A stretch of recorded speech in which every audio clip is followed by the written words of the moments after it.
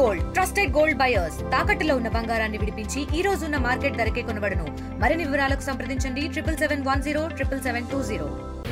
ఎంతో ప్రతిష్టాత్మకంగా తీసుకొని ఇక్కడ కార్యక్రమాన్ని ఏర్పాటు చేసిన అధికారులకు, ఆర్డీఓ గారికి, ఇతర పెద్దలందరికీ కూడా పేరు పేరున నా నమస్కారం తెలియజేసుకుంటున్నాను. సంపద సృష్టి చంద్రబాబు నాయుడు గారిని ప్రత్యేకమైన విజనరీ సీఎంగా ఒక రాష్ట్రంలోనే కాదు, కేంద్రంలోనే కాదు, ప్రపంచమంతా గుర్తించడానికి కారణం ఆయన విజనరీ.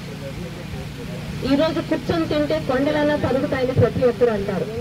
ఏ రాష్ట్రమైనా అభివృద్ధి చెందాలంటే ఆ రాష్ట్రంలో ఉన్న అవసరాలకి ఆ రాష్ట్రం నుంచే సంపద సృష్టిస్తేనే భవిష్యత్ తరాలు కాలు మీద కాలు వేసుకొని ప్రశాంతంగా ముందుకెళ్తాయని ఒక ఆలోచనతో 20 సంవత్సరాల తర్వాత ఇతరులు ఆలోచించేదాన్ని చంద్రబాబు నాయుడు గారు ఈరోజు ఆలోచిస్తారు కాబట్టి ఆయన విజనరీ సీఎం అయ్యారు. ఈరోజు గర్వపడుతున్నాం.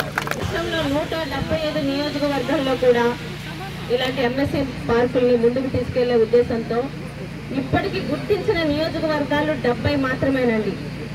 ఆ 70లోని ఈరోజు మన పలాస ఒకటి ఉండడం నిజంగా మనకి గర్వకారణం. ఈ రామకృష్ణాపురంలో దాదాపు 60.84 ఎకరాల విస్తీర్ణంలో 76 ప్లాట్లతోని ఈ ఎంఎస్ఎంఈ పార్కు అభివృద్ధి చెందబోతుంది. అయితే చాలా మంది ప్రతిరోజు మన ఆఫీస్కి వస్తుంటారు, మాకు ఏదో ఒక ఉద్యోగం కావాలి అని. ఎంతసేపు ఉద్యోగం ఇంకో దగ్గర చేయాలనే లెవెల్లోనే ఉండిపోతామా? ఈరోజు రాష్ట్ర ప్రభుత్వం అందిస్తున్న ఇలాంటి సంక్షేమ పథకాన్ని అందిపుచ్చుకొని 100 మందికి ఆదర్శంగా మనమే ఇంకొక 500 మందికి ఉద్యోగాలు కల్పించే స్థాయిలోకి వెళ్తామా అన్నది ఒక్కసారి ప్రతి ఒక్కరూ ఆలోచన చేయాలి. మన వల్ల ఏది కాదనుకుంటే ఏది కాదు. ఒక వినూత్నంగా ఆలోచిస్తే ఖచ్చితంగా సంపదను సృష్టించగలం. తెలుగుదేశం పార్టీ మీటింగ్ లో ఒక రైతు మాట్లాడిన మాటలు ఇప్పటికీ గుర్తుండిపోయేది, ఎప్పటికీ మర్చిపోను కూడా. ఇతర నాయకులకి ఒక కొబ్బరికాయ ఇస్తే పగలగొట్టి తల ఒక ముక్క ఇచ్చేసి తినేసి ఊరుకుంటారమ్మా.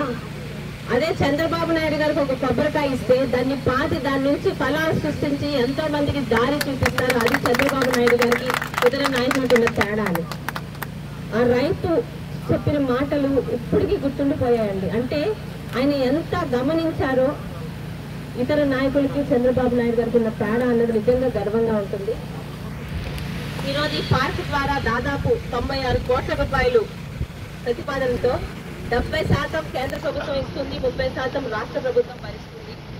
ముఖ్యంగా కూటమి ప్రభుత్వం మనకు అందిస్తున్న ఈ అవకాశాన్ని అందిపుచ్చుకొని మీ అందరి సహకారంతో ఒక బంగారు పలాసాన్ని ముందుకు తీసుకెళ్లగలగాలని మీ శాసనసభ్యులుగా ఆశిస్తున్నాను.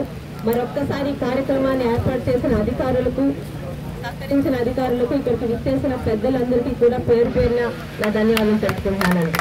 మరిన్ని వీడియోస్ కోసం ఛానల్ ని సబ్స్క్రైబ్ చేయండి. లేటెస్ట్ అప్డేట్స్ కోసం వాట్సాప్ ఛానల్ ని ఫాలో అవ్వండి. ఆ లింక్ డిస్క్రిప్షన్ లో ఉంది.